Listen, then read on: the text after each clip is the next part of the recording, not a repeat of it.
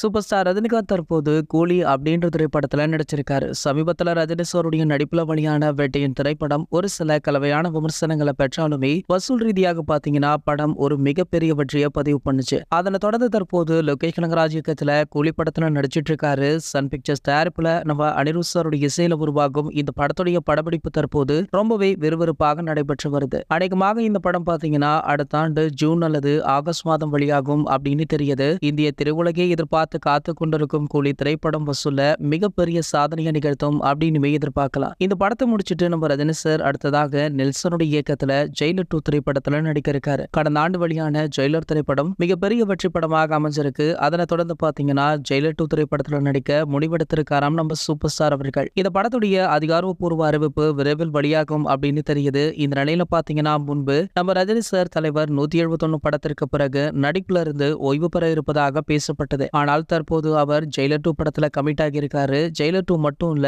அடுத்தடுத்து ஒரு சில படங்கள்ல கமிட் ஆகியிருக்காராம். அதாவது இவர் பாத்தீங்கன்னா 175வது படம் வரைக்கும் நடிப்பார். அதன் பின்புதான் ஓய்வெடுக்க போறார் அப்படின்ற தகவல் தற்போது வெளியாகி ரஜினி ரசிகர்களை உற்சாகப்படுத்தியிருக்கு. இது போன்ற தலைவரை பற்றி வெளியாகிற அனைத்து செய்திகளுமே நீங்கள் உடனே தெரிஞ்சுக்க நம்மளுடைய ட்ரெண்ட் செட்டர் அப்படின்ற நம்ம சேனலை சப்ஸ்கிரைப் பண்ணிக்கோங்க. இது போன்ற நம்ம தலைவரை பற்றி வெளியாகிற அனைத்து செய்திகளுமே நீங்கள் உடனே தெரிஞ்சுக்க நம்மளுடைய தலைவர் அப்படின்ற நம்ம சேனலை சப்ஸ்கிரைப் பண்ணிக்கோங்க.